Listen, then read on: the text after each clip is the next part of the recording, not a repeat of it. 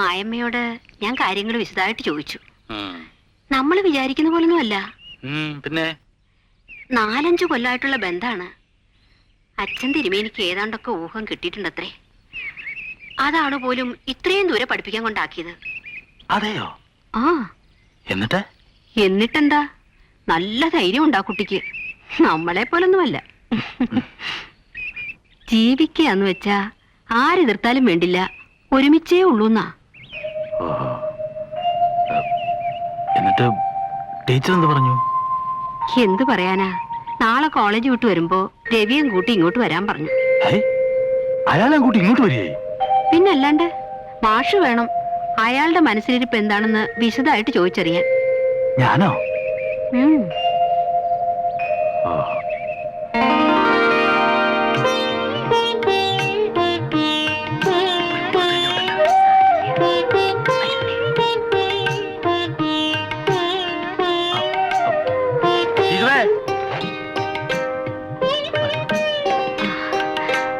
വരൂന്നേ, ഇരിക്കൂ, ഇരിക്കൂ.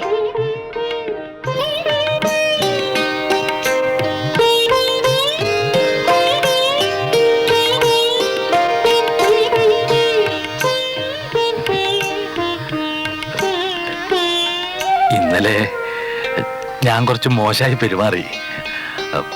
അലോകിയൊന്നും തോന്നരുത്. ഒരിക്കലുമില്ല. മാഷ സ്ഥാനത്ത് ആരായിരുന്നാലും ഇങ്ങനെ പെരുമാറും. ഞാനത് മായയോട് പറയുകയും ചെയ്തു. മായയുടെ കാര്യത്തില് മാഷ് കാണിച്ച ഉത്തരവാദിത്തത്തെ കുറിച്ച്. മനസ്സിൽ തട്ടി തന്നെയാണല്ലോ ഈ പറയണതല്ലേ? 100%. ഓ, ആശ്വാസായി. ഇനി നമുക്ക് കാര്യങ്ങളെ കുറിച്ച് സംസാരിക്കാം. ഇരിക്കൂ. ഇരിഞ്ഞാലക്കുടയിലെ എന്റെ വീട്. അച്ഛനും അമ്മയും ജീവിച്ചിരിപ്പില്ല. സ്വന്തക്കാരും ബന്ധുക്കളും എല്ലാം പുറത്താണ്. ബോംബെയിൽ ഒരു പ്രൈവറ്റ് കമ്പനിയിലായിരുന്നു എനിക്ക് ജോലി. ഇപ്പോൾ അമേരിക്കയിൽ ഒരു ജോലി ശരിയായിട്ടുണ്ട്. ഈ 9-ാം തീയതി പോണം. ഇതുവരെ കാത്തില്ലേ? അതല്ല, മായയുടെ അച്ഛന്റെ സ്വഭാവം മാഷക്കറിയാലോ. അറിയാമോന്നോ? നല്ല കാര്യായി. എന്തെങ്കിലും ഒരു ഉറപ്പില്ലാതെ എങ്ങനെയാ ഞാൻ മായ ഇവിടെ ആക്കിയിട്ട് പോവുക? പോയാൽ ഇവൾക്ക് എന്താ ഒരു സമാധാനം ഉണ്ടാവുക? ഉറപ്പെന്ന് പറഞ്ഞാൽ കല്യാണം തന്നെ. അല്ലാണ്ട് ഇക്കാര്യത്ത് വേറെന്താ ഉറപ്പ്?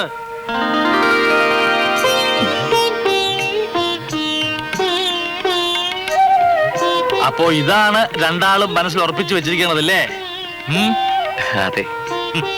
അച്ഛൻ തിരുമേനി സമ്മതിക്കാൻ വഴിയില്ല. സമ്മതിക്കണം, ഇല്ലാതെ സമ്മതിപ്പിക്കണം. അക്കാര്യം ഞാൻ ഏറ്റു. എങ്ങനെയാണെന്ന് വെച്ചിട്ടാ? എങ്ങനെ ടീച്ചറേ, ഇത് നിങ്ങൾ പെണ്ണുങ്ങൾക്ക് ഒരു പിടിപാടും ഇല്ലാത്ത കാര്യ. ഇതൊക്കെ ആണുങ്ങൾ കൈകാര്യം ചെയ്യേണ്ട വിഷയ അല്ലേ? മായമ്മയും കൂട്ടി നാളെ തന്നെ ഞാൻ ഇല്ലത്തേക്ക് പുറപ്പെടുന്നു. തടസ്സം പറയണ്ട, വരണു. കാര്യങ്ങളൊക്കെ വിശദമായിട്ട് ഞാൻ നമ്പൂരിയെ പറഞ്ഞ് ബോധ്യപ്പെടുത്തിക്കോളാം. ബന്ധപ്പെട്ടത് അറിയാണ്ട് ചെയ്യാനുള്ള കാര്യങ്ങളല്ല ഇതൊന്നും. അല്ല, എന്നാലും ഒരെന്നാലും ഇല്ല. നേരെ എന്ന് പറയേണ്ട പോലെ പറഞ്ഞാൽ ആർക്കും മനസ്സിലാവും, ഇല്ലെങ്കിൽ മനസ്സിലാക്കി കൊടുക്കും. ഇതും പറഞ്ഞോണ്ട് ഈ പടി കയറി വരാൻ തനിക്ക് എങ്ങനെയാണ് ധൈര്യം വന്നത്? താൻ എന്താണോ വിചാരിച്ചതിനെ കുറിച്ച്? കേൾക്കുമ്പോ ആർക്കായാലും വിഷമം തോന്നും. പക്ഷെ ദേഷ്യപ്പെടുകയല്ല വേണ്ടത്. കാര്യങ്ങൾ ഏതായാലും എത്രത്തോളം എത്തി ബുദ്ധിപൂർവ്വം ആലോചിച്ച് ഒരു തീരുമാനം എടുക്കുക വേണ്ടത്. ഞാൻ പറയണ എന്താന്ന് വെച്ചാൽ, എന്തൊക്കെ വിശേഷാൽ ഉപദേശിച്ചു തന്നിട്ട് വേണ്ടോ കണ്ണാന്തി മനക്കലെ ഭദ്രൻ നമ്പൂരിക്ക് ബുദ്ധി ഉണ്ടാവാൻ? ഒരുമ്പട്ടോളെ, നീ ഇത്രയ്ക്കായില്ലേടി? അവള് മധ്യസ്ഥനെ കൊണ്ടുവന്നിരിക്കുന്നു. പോകരുത്,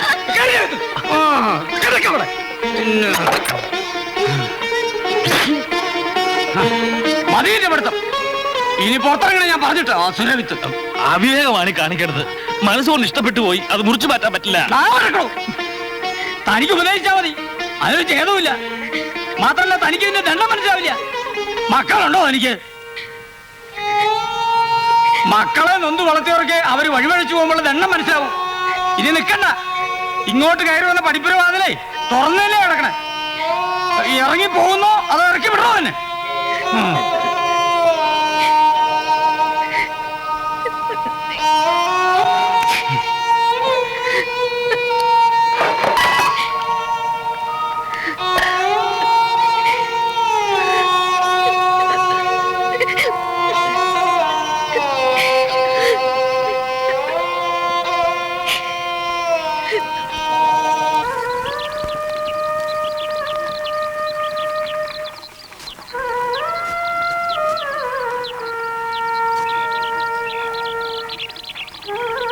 എന്തേ?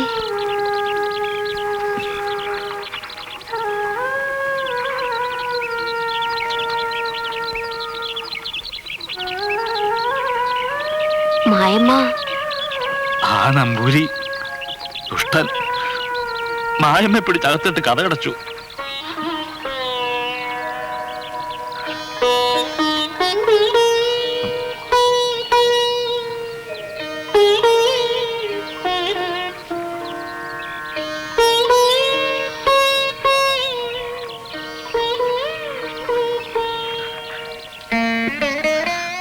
അയാൾ എന്റെ മുഖം അടച്ചാറ്റതിലല്ല ടീച്ചറെ എനിക്ക് വിഷമം. നമുക്ക് കുട്ടികളില്ല എന്ന്, അവരെ നൊന്ത് വളർത്തിയിട്ടില്ല എന്ന്. കണ്ണിച്ചോരയില്ലാണ്ട് മുഖത്ത് നോക്കി പറഞ്ഞപ്പോ മനസ്സ് തളർന്നുപോയി ടീച്ചറെ. കാര്യം അയാളുടെ കുട്ടിയായിരിക്കും, വളർന്നതും അയാളുടെ ഇല്ലത്തായിരിക്കും. പക്ഷെ മായമ്മയ്ക്ക് ഒരച്ഛന്റെ അമ്മയുടെ സ്നേഹം കൊടുത്തത് നമ്മളാ, അല്ലേ ടീച്ചറെ? അല്ലാന്ന് പറയട്ടെ ആ നമ്പൂരി. വിഷമിക്കാണ്ടിരിക്കുക, ഒക്കെ ശരിയാവും. എന്ത് തന്നെയാ എന്റെ മനസ്സും പറയണത്. പക്ഷെ എങ്ങനെ ശരിയാവും എന്ന് ആലോചിക്കുമ്പോ ഒരു ഊഹവും കിട്ടുന്നില്ല.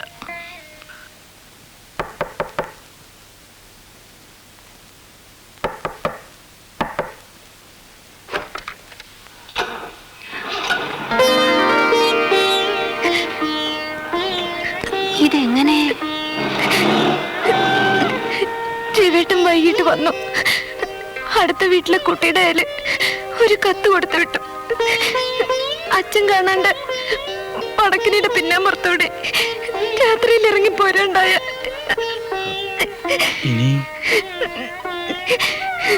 ഇനി ഇല്ലത്തേക്ക് ഞാനില്ല.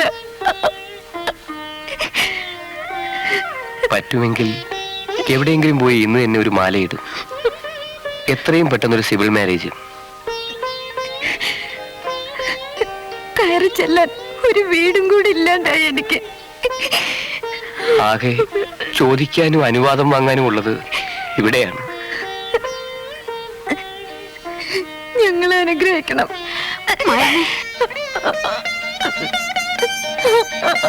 ഇല്ലത്തെ കയറി ചെല്ലാൻ പറ്റാണ്ടുള്ളൂ മയമേ. ഈ വീടുണ്ട്, ടീച്ചറും ഞാനും ഉണ്ട്. ഞങ്ങൾ നടത്തി തരും. മുന്നിൽ നിന്ന് അച്ഛന്റെ അമ്മയുടെ സ്ഥാനത്ത് നിന്ന്.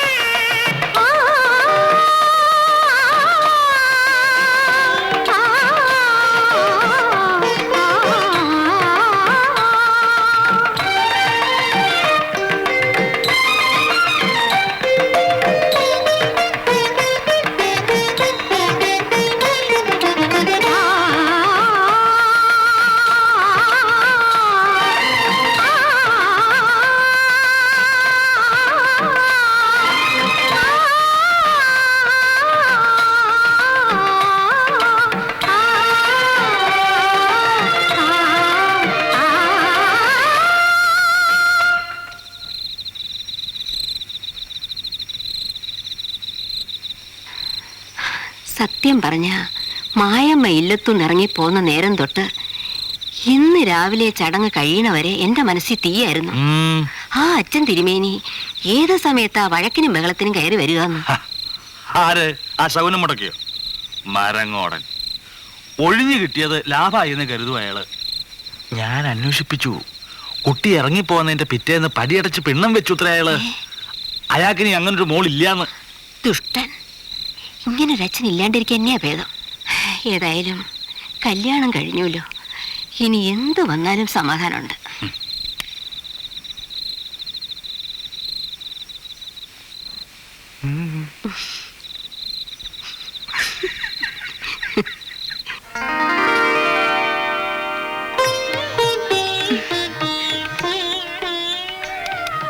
പിടിച്ചേ. ശരിയാണോ നോക്കേ? എവിടെങ്കിലും ചെരിവുണ്ടോ? നിക്ക്.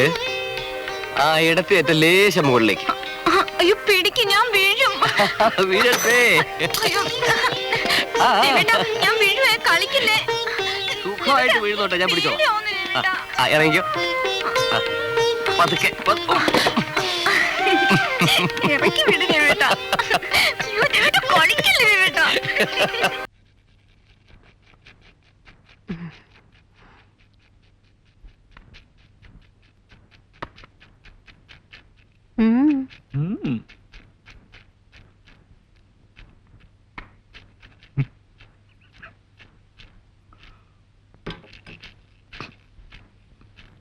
എന്തേ? എന്താണെന്ന്? അല്ലാതെ പഴയ പോലെ അങ്ങനെ കണ്ണും തുറന്നു പിടിച്ച് എല്ലായിടവും നടക്കാൻ വയ്യാണ്ടായിരിക്കണു. എന്തൊക്കെയാ എപ്പോഴൊക്കെയാ മുമ്പിൽ വന്ന് ചാടുക നിശ്ചയില്ലാത്തോണ്ടേ. വല്ലതും കണ്ടോ? ടീച്ചർ വല്ലതും കണ്ടോ? അതല്ലേ ഞാൻ ഈ അടുക്കളയിൽ തന്നെ ഒതുങ്ങിയത്. ടീച്ചർ എന്താ കണ്ടേ?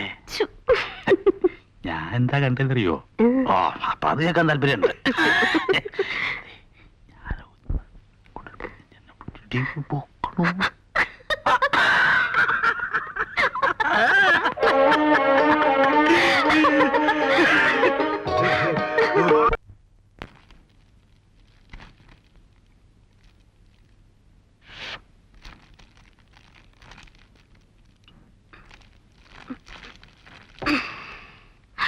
ആഹാ,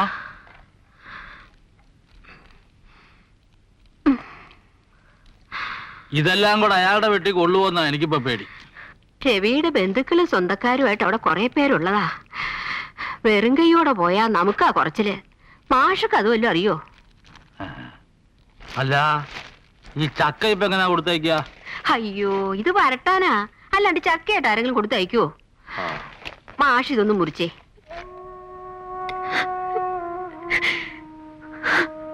പോകാൻ എനിക്കും വിഷമമുണ്ട്, പക്ഷെ പോയല്ലേ പറ്റൂ.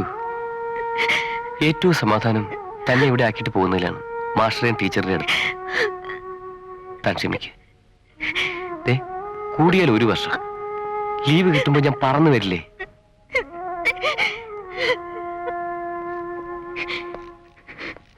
ആ, എങ്കിൽ പിന്നെ വൈകിക്കണ്ട. ഞാൻ ഇറങ്ങട്ടെ. തുടങ്ങിയല്ലോ കരച്ചില്. ചിരിച്ചുകൊണ്ട് ഇയാളെ യാത്രയാക്കാൻ പറയൂ എന്റെ ടീച്ചറെ. നല്ല ആളോടാ പറഞ്ഞത്. രവി വരിക.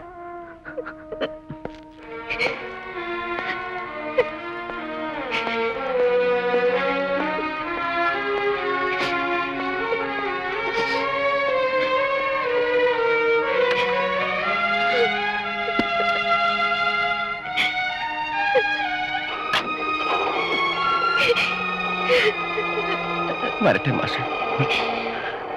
കരയരുത് കരയരുതെന്ന് ഉപദേശിക്കാൻ എളുപ്പാ.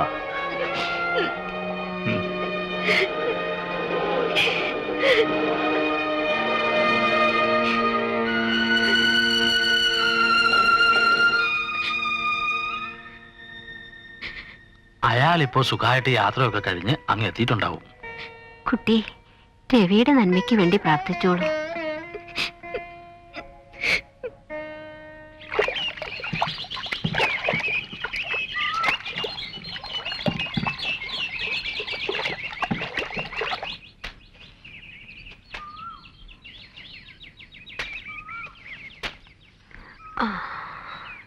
ഇനി ഇത്തിരി വെള്ളം ഒഴിക്കണം. മുളച്ച ശേഷം ഇത്തിരി ചാരം ഇടണം. അത്രേ ഉള്ളൂ. മാഷേ, മണിയോടൊന്നും ഇല്ലടോ. ആരയക്കാനാ മാഷേ? അതും ശരിയാ. Mrs Maya Raveendran, care of Ravunni Nair. രവിയുടെയാ അമേരിക്കന്നേ. കൊറേ എഴുതി കൂട്ടിയിട്ടുണ്ടല്ലോ പുതുമോടി. എനിക്കാ ആ, നോക്കട്ടെ. എന്താ എത്ര എടുക്കാം?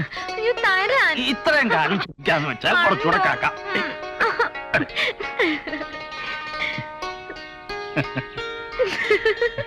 വിശേഷം ഞങ്ങളോട് കൂടെ പറയണട്ടോ.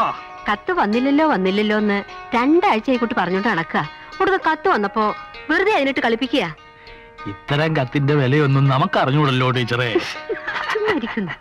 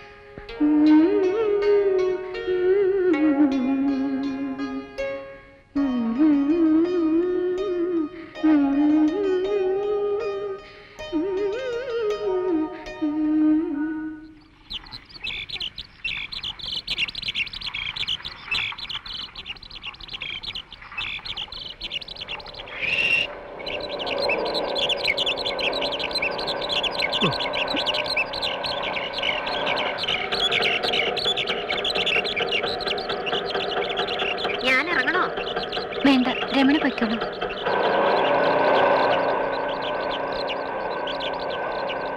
ഇതെന്താ ഓട്ടോറിക്ഷയിലൊക്കെ? ഇന്ന് പഠിപ്പില്ലേ കോളേജില്? ഉണ്ട്. നല്ല സുഖം തോന്നിയില്ല. ഒരു തലച്ചുറ്റൽ പോലെ. എപ്പോ? മുഖം വല്ലാണ്ട് വളർന്നിട്ടുണ്ടല്ലോ. പനിക്കുന്നുണ്ടോ? ടീച്ചറെ ഒന്നും കൂടി വരിക. പനിയൊന്നുമില്ല. അത് കുട്ടിയാ തീരുമാനിക്കാൻ. പനി ഉണ്ടാവും, അല്ലാണ്ട് മുഖത്ത് ഇത്രയും വാട്ടം വരില്ല. തലവേദന ഉണ്ടോ? ഇല്ല. ദാ, കണ്ടില്ലേ? എന്തേ? മായമ്മക്ക് സുഖമില്ലാന്ന്. എന്താണെന്ന് ചോദിച്ചിട്ട് ആ കുട്ടി ഒന്നും പറയണില്ല. എന്തു പറ്റി? രാവിലെ കോളേജിലേക്ക് പോയ കുട്ടി സുഖമില്ലാണ്ട് ആ തിരിച്ചു വന്നിരിക്കണു. കണ്ടില്ലേ എന്റെ മുഖം?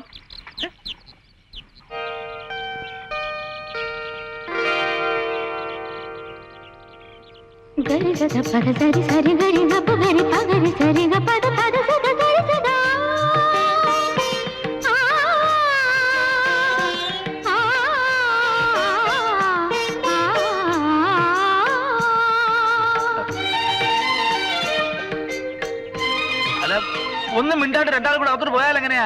മാഷ് ഒന്ന് ബഹളം കൂട്ടാണ്ടിരിക്കും. ഇപ്പൊ വരാ. അല്ല, അതല്ല ഞാൻ അവിടെ നിന്നാ മതി. ഒരു അസുഖം വന്നാൽ അതിന് വിധിന്ന് ആലോചിക്കാണ്ട് രണ്ടാളും കൂടെ അകത്ത് കയറി നടയടച്ചിരിക്കുക. വിവരം എന്ന് പറയുന്നത് അശേഷം തൊട്ട് വെച്ചിട്ടില്ല. അതെങ്ങനെയാ? പെണ്ണല്ലേ വർഗം. പുറകെ കിടന്നുകൊണ്ട് ഒരുമാതിരി കശപിശ വർത്താനം പറഞ്ഞോണ്ടല്ലോ.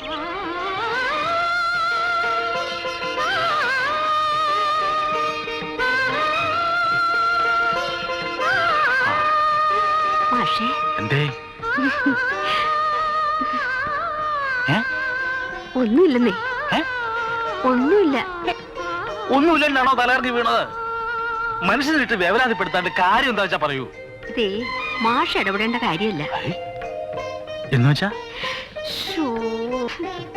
അല്ല, പുറത്തു പോകുമ്പോഴേ ആ ഡോക്ടർ മാലതിയില്ലേ, അവരോടൊന്ന് വരാൻ പറയുക. അത്രേ വേണ്ടൂ.